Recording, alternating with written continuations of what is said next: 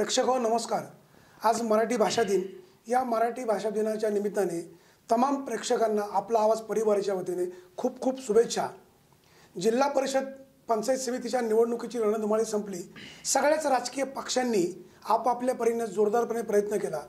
शिवसेना, काँग्रेस, राष्ट्रवादी काँग्रेस, आपला माणूस आपली आघाडी या सगळ्या पक्षांनी या निवडणुकीमध्ये उमेदवार उभे केले। अनेकांना यश आलं, काहींना अपयश आलं। राष्ट्रवादी काँग्रेसला या निवडणुकीमध्ये चांगलं यश आलेलं आहे। राष्ट्रवादी काँग्रेसचे युवा नेते अतुलजी बेनके यांनी यावेळेची फिल्डिंग चांगली लावली होती।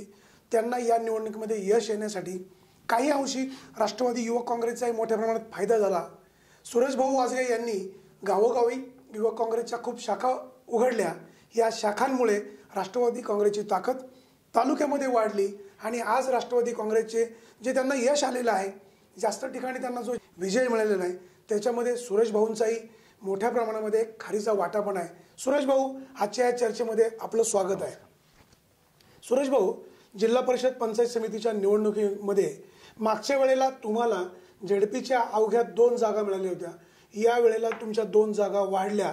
काय नेमकं घडलं? अशी काय जादू घडली किंवा पक्षाने असं काय केलं की लोकांनी तुम्हाला स्वीकारलं? काय सांगाल? सर्वप्रथम मराठी राजभाषा दिनाच्या आपला आवाजच्या सर्व प्रेक्षकांना, जुन्नर तालुक्यातील सर्व नागरिकांना, तसेच आपला आवाजच्या सर्व टीमला राष्ट्रवादी युवक जुन्नर तालुक्याच्या वतीने मनापासूनच्या शुभेच्छा देतो। वाणी साहेब, आपण जो प्रश्न केलाय की ह्यावेळेस नेमकं काय घडलं की तुमच्या जागा वाढल्या, तुम्हाला यश आलं? खरं तर शिवसेना भाजपचं जर सरकारचं जर आपण अपयश पाहिलं, 2.5 वर्ष त्यांनी जे सरकार चालवलं व आत्ताच त्यांच्या जो कुठला पण ताळमेळ राहिला नाही, जी भांडणं चालू आहेत, हे सर्व लोक पाहत आहेत आणि शेतकऱ्यांना जो त्रास होतोय, शेतकऱ्यांचा खऱ्या अर्थानं रोष या निवडणुकीत आपल्याला दिसलाय। म्हणून खऱ्या अर्थानं जुन्नर तालुक्यात ज्या 4 जागा निवडा, आम्हाला तर अपेक्षित होतं 7च्या 7 ठिकाणी राष्ट्रवादी काँग्रेसचे उमेदवार निवडून यायला पाहिजे होते, परंतु 4 ठिकाणी चांगला यश मिळाले राष्ट्रवादी काँग्रेसला। त्यामागे अतुल शेठचं जर नेतृत्व असेल तर त्यांनी तालुक्याची संघटना बांधली, महिला संघटना असेल, मग ज्येष्ठ फादर बॉडी असेल, युवक संघटना असेल, तसे युवतींची पण जी संघटना बांधली, त्या माध्यमातून खऱ्या अर्थानं संघटनेचा जो फायदा झाला असेल तर तो निश्चितपणे त्या उमेदवारांना त्या ठिकाणी विजय होण्यासाठी झाला आहे। सुरेश भाऊ, एकीकडे तुम्हाला झेडपीची तुमची 2 सीटं वाढली, पंचायत समितीला मात्र तुम्हाला म्हणावं असं यश आलं नाही। काय नेमकं कसं घडलं, काय झालं असेल?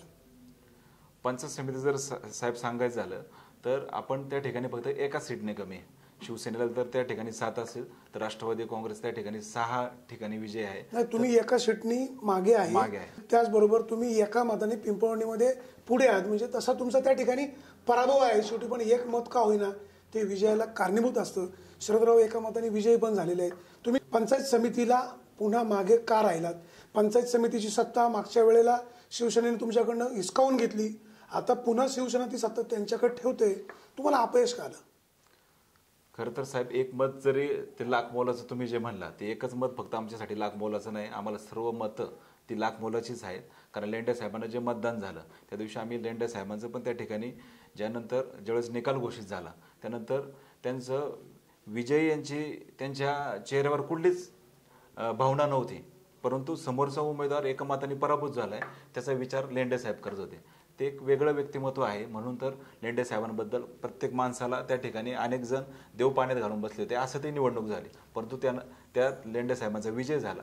पण आपण जर पंचायत समिती जर सांगायला गेलो तर नारायणगाव गट असेल किंवा वर मावळ भागातील तांबेपाटाळीचा गट असेल, त्या ठिकाणी जिल्हा परिषदेसोबत पंचायत समितीचे पण उमेदवार पराभूत झाले।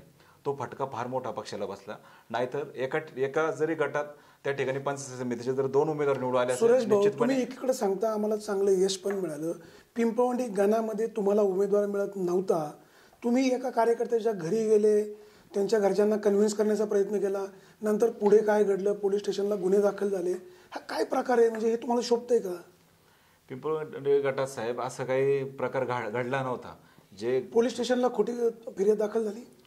खोटी फिर्याद मांडण्यापेक्षा शेवटी त्यावेळेस निवडणुका चालू होत्या आणि अशा वेळेस कुणी काही पण आरोप करू शकतो। अजित लेंडेवर जो आरोप झाला, उलट त्या ठिकाणी घारगावला अजित लेंडेंवर मारहाणीचा प्रकार पण त्या ठिकाणी झाला होता, हे संपूर्ण तालुक्याला माहिती आहे। कारण लेंडे साहेबांची किंवा त्यांच्या परिवाराची अशी कधीच वर्तणूक राहणार नाही, हे सर्व तालुक्याला माहिती आहे। पण ते जे राजकारण त्याबाबत घडलं, परंतु लोकांनीच त्या ठिकाणी पिंपळवंडीत जरी लेंडे साहेब उमेदवार होते, त्याच ठिकाणी दुसरे श्याममाळी पंचायत समितीचे उमेदवार होते आणि श्याममाळींना पण भरघोस मताने लोकांनी त्या ठिकाणी निवडून दिलं। शरद लेंडे यापूर्वीही जिल्हा परिषदेचे सदस्य होते, उपाध्यक्ष होते, गावाने त्यांना वर्गणी काढूनही विजयी केलेलं होतं. पुन्हा शरद लेंडेंनाच उमेदवारी दिली जाते, इतर कार्यकर्त्यांना संधी दिली जात नाही, अशी सुप्त चर्चा होते, असा आपल्यावर आरोप होतोय. काय सांगाल? नाही, लेंडे साहेबांचं जर आपण काम पाहिलं तर ते ज्यावेळेस जिल्हा परिषद उपाध्यक्ष होते, अनेक त्यांच्या माध्यमातून चांगली कामं त्या ठिकाणी त्या मतदारसंघात झाली होती. त्यानंतर लेंडे साहेब तालुका अध्यक्ष पण झाले. तालुका अध्यक्षानंतर त्यांनी चांगलं संघटन तालुक्यात केलं आणि एक ते पक्षातले एक आदरणीय व्यक्तिमत्व आहे. पांडुरंग पवार साहेब असतील, शरदराव लेंडे साहेब असतील किंवा बाजीराव शेठ ढोले असतील, दशरथजी पवार साहेब असतील, अशी अनेक व्यक्तिमत्व जी आहेत ती आदरणीय व्यक्तिमत्व आहेत की त्यांना त्या ठिकाणी संधी दिली पाहिजे, असं त्या ठिकाणी पक्षांनी विचार करून लेंडे साहेबांना त्या ठिकाणी संधी दिली व भविष्यात पण चांगली अजून मोठी संधी त्यांना भेटू शकते. राष्ट्रवादी काँग्रेसचे तालुक्यातील नेते आदरणीय वल्लभशेठ बेनके साहेब यांनी तालुक्यामध्ये आमदार असताना चांगला विकास केला, प्रशासनावर पकड होती. मात्र बेनके परिवार घराणेशाही लादते असा आरोप आमदार शरददादा सोनवणे यांनी केलेला होता. जिल्हा परिषदेच्या या निवडणुकीमध्ये पिंपळवंडी गटामध्ये त्यांनी त्यांच्या भावालाच उमेदवारी दिली. घराणेशाहीचाही आरोप होत होता. काय वाटतं तुम्हाला? घराणेशाहीचा ज्यांनी आरोप केला वाणीसाहेब, खरं तर त्यांनी तो हक्कच गमावला आहे की त्यांनी जो आरोप केला की यांची घराणेशाही चालू आहे. परंतु जर आपण अतुल शेठचं तालुक्यातलं काम पाहिलं तर ते एक वेगळं काम आहे. म्हणजे बेनके साहेब जरी आमदार होते परंतु अतुल शेठचं काम त्याच्या पलीकडे पण वेगळं एक सामाजिक कार्य. सुरेश भाऊ, अतुल शेठ बेनके अनेकदा कार्यकर्त्यांचे फोन घेत नाही असा अनेक वेळा आरोप पण होतो आणि अतुल शेठ सभेपुरते किंवा एखाद्या कार्यक्रमापुरते पब्लिकमध्ये कार्यकर्त्यांमध्ये मिक्सअप होतात, नंतर लोकांमध्ये मिसळत नाही, अनेकदा कार्यकर्त्यांचे फोन घेत नाही असाही आरोप होतो. काय सांगाल आपण? कदाचित आरोप होत असेल वाणीसाहेब, परंतु हा चुकीचा आरोप आहे. कारण बऱ्याच वेळा अतुल शेठचा आम्ही पण स्वतः पाहतोय की बऱ्याच वेळा समजा जर सुरेश भाऊ तुम्ही सत्य का स्वीकारत नाही? जर आता आपण अतुल शेठला फोन लावला ते कॉल रिसिव्ह करतील? तुम्ही 100% तुम्ही फोन लावून बघा. कारण ज्यावेळेस आम्ही पाहतो की मीटिंगमध्ये जर अतुल शेठ असले तर बऱ्याच वेळा त्यांना फोन रिसिव्ह केला जात नाही, परंतु त्यानंतर ते स्वतः प्रत्येक व्यक्तीला फोन करत असतात, त्याच्या समस्या जाणून घेत असतात. पण बऱ्याच वेळा ज्यावेळेस मीटिंगमध्ये असेल, अधिकाऱ्यांबरोबर चर्चा करायला असेल किंवा कार्यकर्त्यांची एखादी खाजगी मीटिंग असेल त्यावेळेस बऱ्याच वेळा फोन रिसिव्ह केला जात नाही, हे मी पण मान्य करतो. तुम्ही आता पण आम्ही अतुल शेठला आता फोन करून पाहतो, 100% फोन करा. कॉल घेतात का आपण पाहूया. 100% प्रेक्षकांनाही कळेल, बाकीच्या विरोधी पक्षांच्या लक्षात येईल की अतुल शेठ नेमकं काय करतात. आपण स्पीकर ऑन करतोय. नक्की साहेब.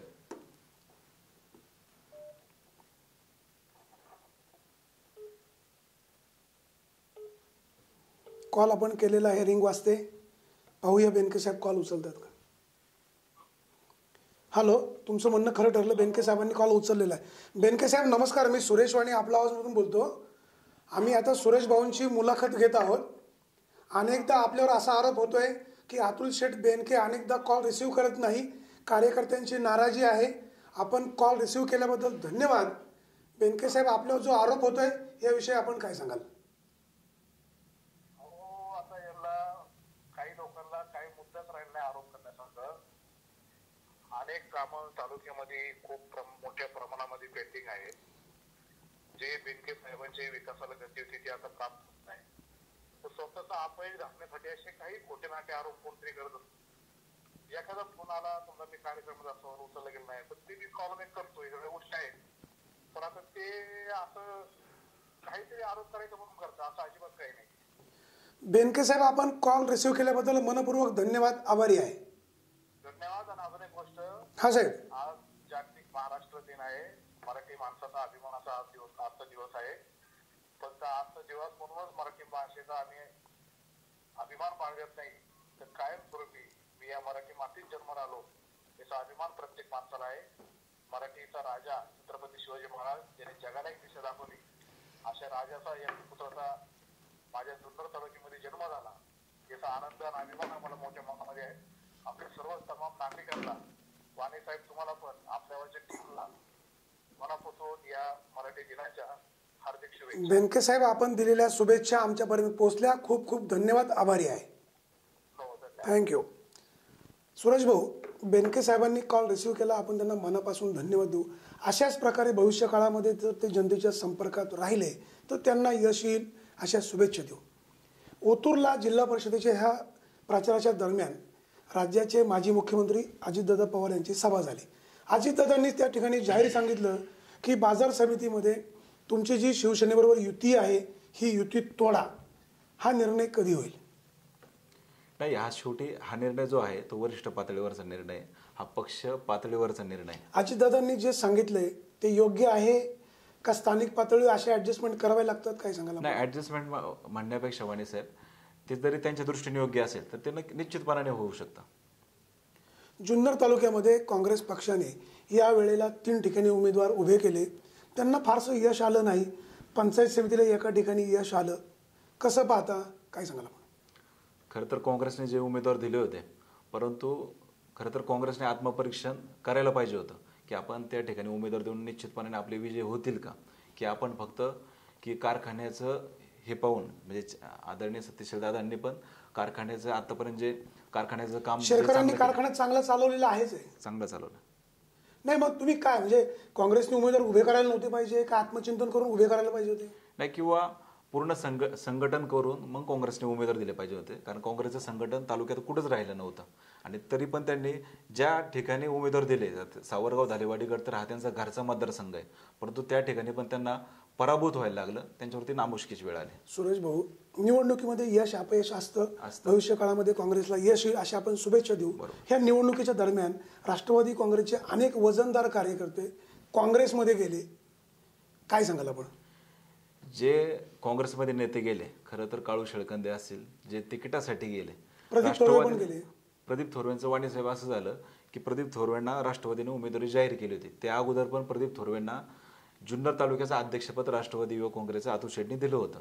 त्यानंतर पण फादर बॉडीचं तालुका उपाध्यक्षपद प्रदीप थोरवेंना दिलं होतं. पक्षांनी कुठलीच गोष्ट त्यांना कमी केली नाही, परंतु त्यांनी जे सांगितलं आम्हाला की माझा काहीतरी खाजगी प्रॉब्लेम आहे म्हणून मला काँग्रेसमध्ये जावं लागत आहे, त्याच्यामुळे कुणी काही त्यांना बोललं नाही. शेवटी एखाद्याचं जर पर्सनल काही जर प्रॉब्लेम असेल तर इतर जे कार्यकर्ते पक्ष सोडून गेले, मग रगतवान असतील, त्याच्यामध्ये तुमचे सीताराम खिलारी असतील, ते बोराडे असतील, ही सगळी मंडळी आज तुमच्यापासून दुरावली. काय नेमकं चाललंय काय? तुमचे शेळके असतील, शेळकेंच्या मिसेसला तुम्ही मागच्या वेळेला जिल्हा परिषद उमेदवारी दिली, या वेळेला वल्लभ शेळकेंना काय रुसवा फुगवा झाला, तेही तुमच्या विरोधात गेले. कुठेतरी यांचा बंडवाद थंड करायला तुम्ही कमी पडलात, काय सांगाल? नाही, यावेळेस अशी परिस्थिती आहे की राष्ट्रवादी काँग्रेस पक्ष जुन्नर तालुक्यात फार मजबूतपणे आहे. तर अनेक जणांना वाटतं राष्ट्रवादी काँग्रेसकडून आपल्या उमेदवारी मिळावी, आपण त्यांच्या पक्षातून निवडणूक लढवावी, आपण 100% विजयी होऊ शकतो. त्या पद्धतीने शेळके सर असेल किंवा काळूदादा शेळकंदे असेल यांनी पक्षाकडे उमेदवारी मागितली होती. परंतु त्या ठिकाणी आपण भाऊ देवाड्यांना संधी दिल्यामुळं काही ठिकाणी तिथं नाराजी झाली होती की काहींनी राजीनामे दिले, परंतु ते पक्ष सोडून गेले नाहीयेत. त्यांनी आपल्या पदाचे राजीनामे दिलेत. परंतु सुरेश भाऊ, ज्या कार्यकर्त्यांनी तुमच्या उमेदवाराचं काम केलं नाही, त्यांच्यामुळे तुमचे उमेदवार पडले, अशा कार्यकर्त्यांना तुम्ही पुन्हा पक्षात घेणार नाही? बोराडे साहेब असेल किंवा सीताराम शेठ खिलारी असेल, त्यांनी त्यांच्या पदाचे राजीनामे दिलेत. ते काय पक्ष सोडून गेले नाही. पक्ष सोडला नाही, पण त्यांनी तुमच्या उमेदवाराचं काम केलं नाही, पक्षाच्या विरोधात काम केलंय, अशा लोकांना तुम्ही भविष्य काळासाठी पक्षात घेणार नाही? पक्षात तर अशा लोकांना खरं तर स्थान दिलंच नाही पाहिजे, माझं वैयक्तिक मत आहे. परंतु पक्ष पातळीवर जर काय निर्णय झाला तर तो पक्ष पातळीवरचा निर्णय. निरगुडे पाडळी गटामध्ये भाऊ देवाडे यांचं काम चांगलं आहे, एक युवक संघटक चांगला आहे. दुर्दैवाने त्यांनाही त्या ठिकाणी अपयश आलं. काय उमेदवारी द्यायला आपली चुकली किंवा काय घडलं, कशामुळे अपयश आलं? नाही, त्या ठिकाणी तर पूर्ण पक्षाला पण नेत्यांना पण संपूर्ण आत्मविश्वास होता की भाऊ देवाडे चांगल्या मताने निवडून येतील. कारण भाऊ देवाड्यांचं जर आपण काम पाहिलं तर स्वतः ते जुन्नरमध्ये थांबून लोकांची, गरीब आदिवासी लोक असतील किंवा त्यांच्या मतदारसंघातील लोक असतील, चांगली कामं करत असतात. त्याच्यामुळे पक्षाला आत्मविश्वास होता की भाऊ देवाडे 100% त्या ठिकाणी निवडून येतील. सुरेश भाऊ, अनेक कार्यकर्ते तुम्ही घडवता, त्यांना वाढवता, मोठं करता, पद मिळवून देता. याचं उदाहरण प्रामुख्याने घ्यावं लागेल तर ते देवराम लांडे यांचं. देवराम लांडे एक एसडीवर फिरणारा कार्यकर्ता. या कार्यकर्त्याला तुम्ही उमेदवारी दिली, जिल्हा परिषदेचं अध्यक्ष केलं, नंतर त्यांनी तुमच्या विरोधात बंडखोरी केली, विधानसभेची उमेदवारी मागितली, नंतर पक्ष सोडला, नंतर मधल्या काळामध्ये ते पुन्हा राष्ट्रवादी काँग्रेसमध्ये यायला पण तयार झाले होते. हे सगळं का घडतं? तुमचं काम चांगलं असताना अनेक कार्यकर्ते राष्ट्रवादीपासून दूर का जातात? म्हणजे बेनके साहेबांच्या नेतृत्वावर नाराज आहे का पक्षावर नाराज असतील? नाही, नाराजी तर तसं बेनके साहेबांवर तर कोणाची वैयक्तिक नाराजी आम्हाला वाटत नाही. पण आता मी सांगितलं की भाऊ देवाड्यांचं त्या ठिकाणी जर काळूदादा शेळकंदेंनी बंडखोरी केली नसती किंवा दुसऱ्या पक्षाकडून उभे राहिले नसते तर कदाचित भाऊ देवाडे पण निश्चितपणे विजय झाले असते. पण देवराम लांडेच्या बाबत जर सांगायचं झालं की सर्वसामान्य कार्यकर्त्याला पण बेनके साहेब जिल्हा परिषदेचं अध्यक्षपद देऊ शकतात. त्याच्या मागं की सर्वसामान्य कार्यकर्त्याला न्याय देण्याची भूमिका ही राष्ट्रवादी काँग्रेस पक्षाची आहे, तसेच राष्ट्रवादी काँग्रेस पक्षाच्या नेत्यांची पण आहे. सावरगाव धालेवाडी गटामध्ये आपण अरुण बारखेंना उमेदवारी दिली. अरुण पारखेंनी प्रयत्न खूप चांगला केला, दुर्दैवाने अपयश आलं. त्यांना त्यांच्या गावातच मतदान कमी झालं, काय सांगाल? अरुण पारखेंना ज्यावेळेस उमेदवारी जाहीर झाली त्यावेळेस इतर उमेदवारांचा जवळजवळ 70 ते 80% प्रचार झाला होता. म्हणजे अरुण पारखेंना फार शेवटच्या मुवमेंटला उमेदवारी जाहीर केली.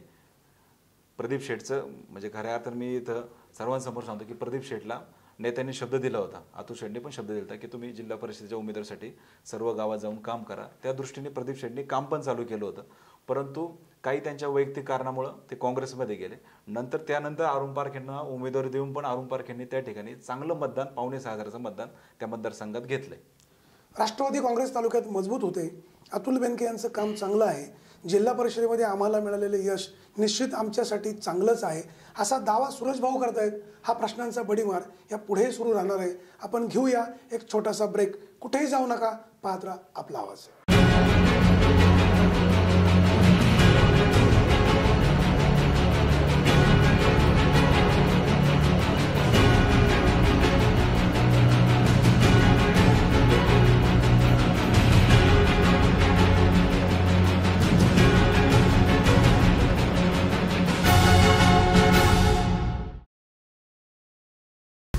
सरकार मान्यताप्राप्त मॉन्टेसरी टीचर्स ट्रेनिंग कोर्स, महिला व तरुणींना स्वतःच्या पायावर उभी राहण्याची सुवर्ण संधी.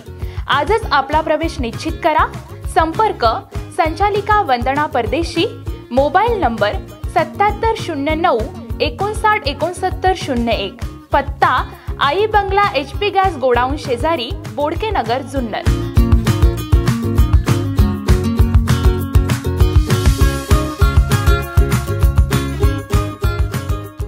उत्तर पुणे जिल्ह्यातील सडेतोडपणे व बेधडकपणे बातम्या देणारे, अल्पावधीतच लोकप्रिय ठरलेले, अत्याधुनिक पद्धतीने परिपूर्ण असलेले एकमेव केबल तसेच वेब न्यूज चॅनल म्हणजेच आपला आवाज. आपला आवाज आपल्या मोबाईलवर कधीही आणि कोठेही लाईव्ह पाहण्यासाठी आपला आवाज ॲप आजच आपल्या मोबाईलवर डाउनलोड करून घ्या. आपला आवाज वाहिनीवर बातम्या आणि जाहिरातींसाठी संपर्क आपला आवाज मुख्य कार्यालय, शिवराणा हाइट्स, 2रा मजला, कॉलेज रोड, जुन्नर. मोबाईल क्रमांक 9403 00 9301.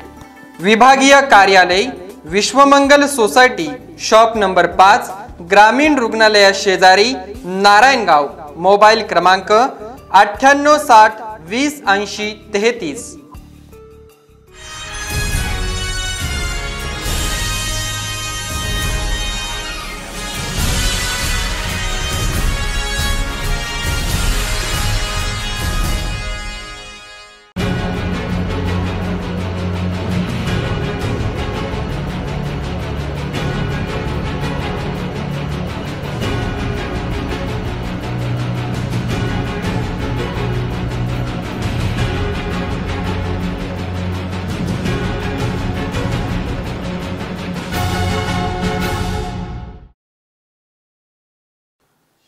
सूरज भाऊ, राजकारणामध्ये विरोधकांच्या चांगल्या गुणाचं कौतुक करायला हवं.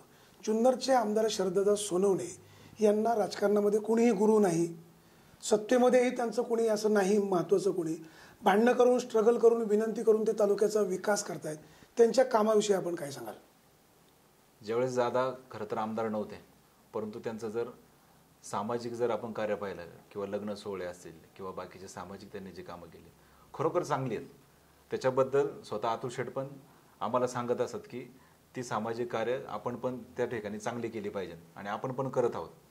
पण त्यानंतर ज्यावेळेस ते आमदार झाले त्यावेळेस एक वेगळी जबाबदारी तालुक्याची शेवटी लोकप्रतिनिधीला असते.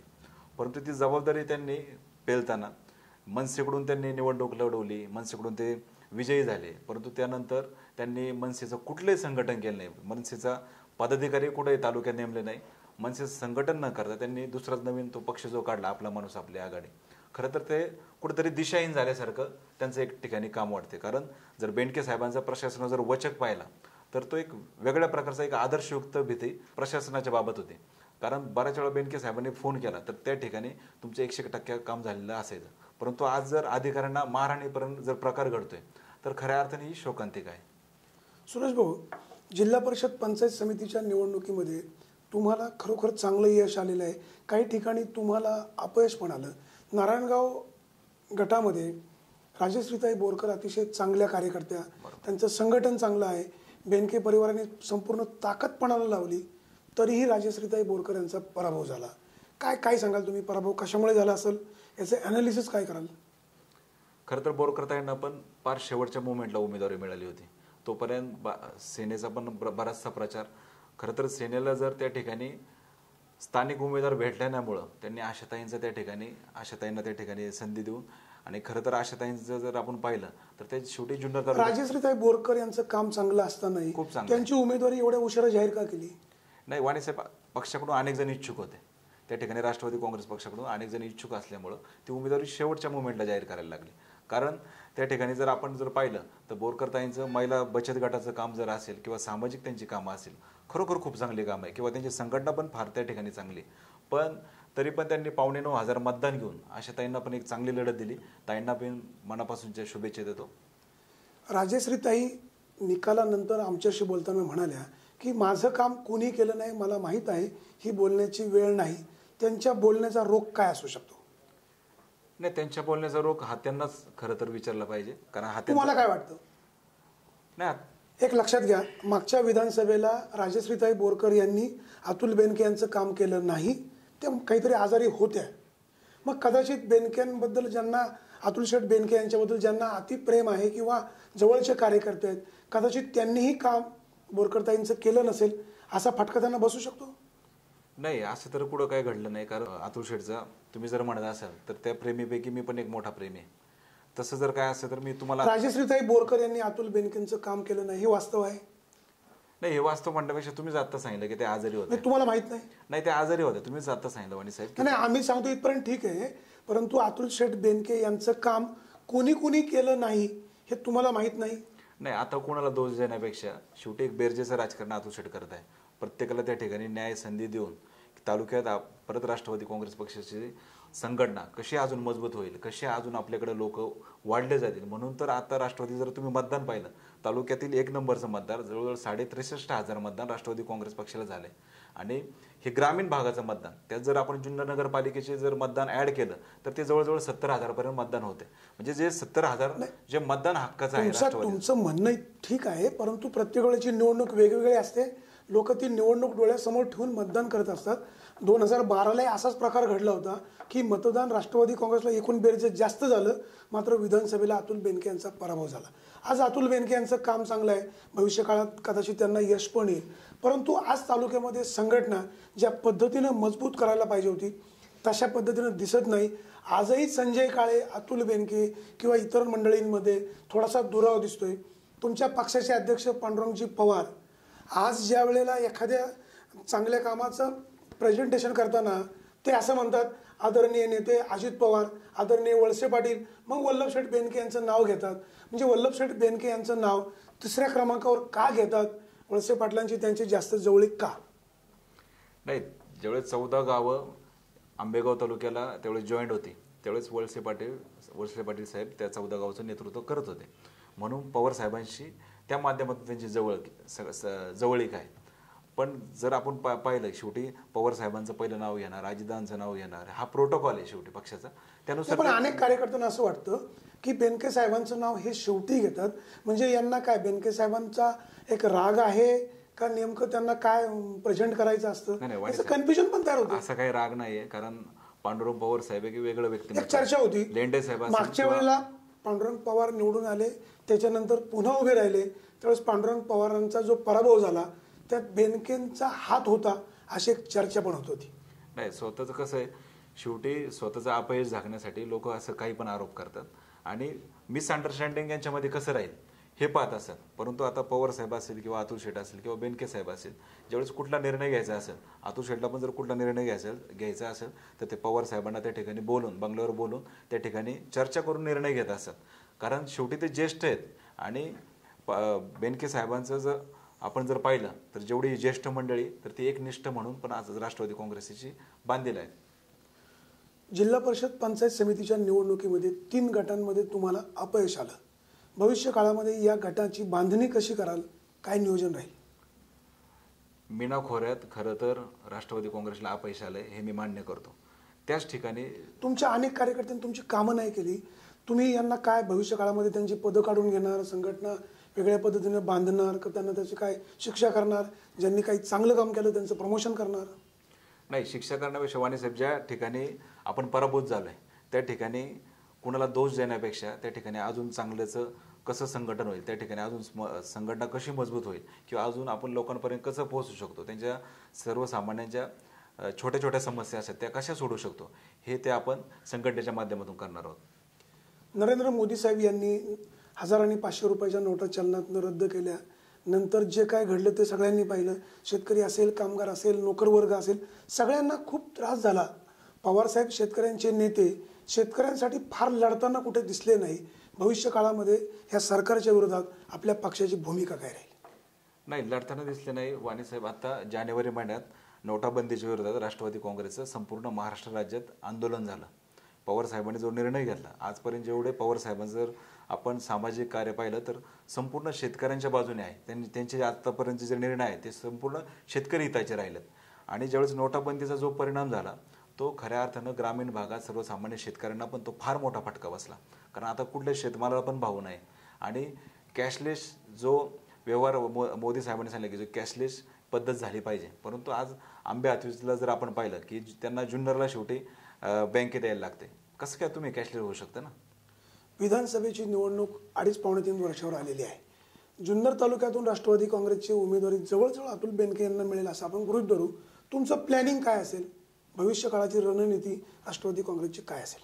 नाही, पक्षाची जर रणनीती नक्कीच असणार आहे, परंतु त्याच्या पलीकडे जर आपण जाऊन पाहिलं की जुन्नर तालुक्यातले अनेक अजून युवक बेरोजगार आहेत. त्यांना रोजगारासाठी संधी, मग फूड प्रोसेसिंग सारखा काही प्रोजेक्ट येऊ शकतो का, या माध्यमातून पण अतुल शेठ प्रयत्न करणार आहे. आणि भविष्यात यशवंतराव चव्हाण पर्यटनाचा जो प्रकल्प मागे पडलाय, खरं तर आताच्या आमदार साहेबांनी तो पुढे घ्यायला पाहिजे नव्हता. तुम्ही त्यांचा प्रस्ताव का देत नाही? त्याच्यातून त्यांनी खरं तर प्रश्न आवाज उठवायला पाहिजे नव्हता. तुम्ही एकीकडे आमदार शरददादा सोनवणे यांच्या चांगल्या कामाचं कौतुक करता, मग 4-2 कामं त्यांच्याकडनं जर राहिली असतील किंवा तुम्हाला असं वाटतं ही कामं मार्गी लावावीत, तर तुम्ही तो प्रयत्न का करत नाही? प्रस्ताव त्यांच्याकडे का देत नाही? नाही वाणी साहेब, शेवटी 4-2 कामं मांडण्यापेक्षा की आपण जर शाश्वत विकास पाहिला की जसं यशवंतराव चव्हाण साहेब असेल किंवा पवार साहेब असेल, जुन्नर तालुक्यात 5 धरणं झाली, तसंच बेनके साहेबांचं मनात स्वप्न होतं की यशवंतराव चव्हाण पर्यटन प्रकल्पासारखा जर ह्या तालुक्यात जर मोठा प्रोजेक्ट झाला पर्यटनाच्या माध्यमातून, मग या ठिकाणी अष्टविनायकाची 2 ठिकाणं आहेत, शिवनेरी आहे, माळशेज आहे, नाणेघाट आहेत, असे जे परिसर आहे, जो नैसर्गिक वरदान ह्या तालुक्याला लाभलंय, त्या माध्यमातून अनेक तरुणांना या ठिकाणच्या लोकांना एक चांगला रोजगार मिळू शकतो. आपण जर कोकणमध्ये गेला तर कोकणामध्ये प्रत्येक घरात जवळजवळ टुरिझम झाले. त्याच पद्धतीने बेनके साहेबांचं स्वप्न होतं की आपल्या जुन्नर तालुक्यातल्या प्रत्येक घरोघरी टुरिझम झालं पाहिजे, चांगला रोजगार झाला पाहिजे. आज जर एखादी सर्वसामान्य बाई त्या प्रोजेक्टवर त्या ठिकाणी जर एखादी काकडीची पाटी जरी घेऊन गेली तर तिचे 2000 रुपये झाले पाहिजे, असं बेनके साहेबांचं स्वप्न होतं. परंतु ते भविष्य काळात अतुल शेठ नक्कीच मार्गी लावतील. जुन्नरचे आमदार शरददादा सोनवणे जुन्नर तालुक्यात विकासाची कामं करतात. काय चूक असतील, बरोबर असतील, हे त्यांना माहिती, किंवा विरोधी पक्ष म्हणून तुम्ही टीका जरूर करायला हवी. मात्र उठसूट तुमचे युवा नेते अतुल शेठ बेनके आमदारांवर टीका करत असतात. हे कितपत योग्य आहे? माणूस आपला, तालुका खपला, असे अनेक आरोप त्यांच्यावर करतात. अशा पद्धतीने टीका करून मतदार भविष्यकाळात तुम्हाला स्वीकारतील का?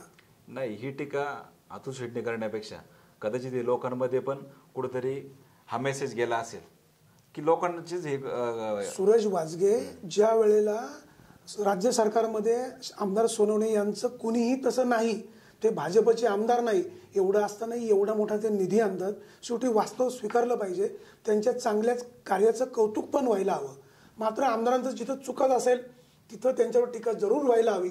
पण सारखीच टीका करणं कितपत योग्य आहे? जे काम चांगलं असेल तिथं तुम्ही कधी कौतुक पण करताना दिसत नाही. नाही, बऱ्याच वेळा ज्या ठिकाणी चांगलं काम असेल तर मी आता कार्यक्रमाच्या सुरुवातीला पण सांगितलं की त्यांनी जे लग्न सोहळे किंवा बाकीचे सामाजिक कार्य केले त्या ठिकाणी आम्ही त्या ठिकाणी त्यांच्या कामाचं निश्चितपणे कौतुक करतो. कारण कुठली संघटना नसताना ते त्या ठिकाणी आमदार पण झालेत आणि त्या पद्धतीने त्यांना न्याय पण दिला असेल त्यांच्या कामाचा. परंतु जर ज्यावेळेस आमदार झाल्यानंतर एक जबाबदारी असते, प्रशासनाची जबाबदारी असते, तालुक्याची जबाबदारी असते, ती कुठेतरी कमी पडताना दिसते लोकांना. म्हणून लोकांमधूनच हा संदेश गेलाय. अतुल शेट्टी टीका करण्यापेक्षा आज लोकांमध्ये रोष आहे. जर आमदार साहेबांचं काम जर खरोखर तालुक्यात जर चांगलं असतं तर नक्की त्यांचा पक्ष आज 1 नंबरला असता. जुन्नर तालुक्यामध्ये नारायणगाव ग्रामपंचायत सगळ्यात मोठी ग्रामपंचायत, त्या ग्रामपंचायतीची चौकशी सुरू आहे. ती सत्ता तुमच्या ताब्यात पंचायतीची आहे. काय चौकशीचं पुढे काय झालं लोकांना माहीत नाही, काय तुम्ही मागणी कराल? नाही, नक्कीच. परंतु त्यात जर कोणी दोषी आढळलं तर नक्की त्यांच्यावर कारवाई झाली पाहिजे. जुन्नर तालुक्यामध्ये पर्यटन स्थळं अनेक आहेत.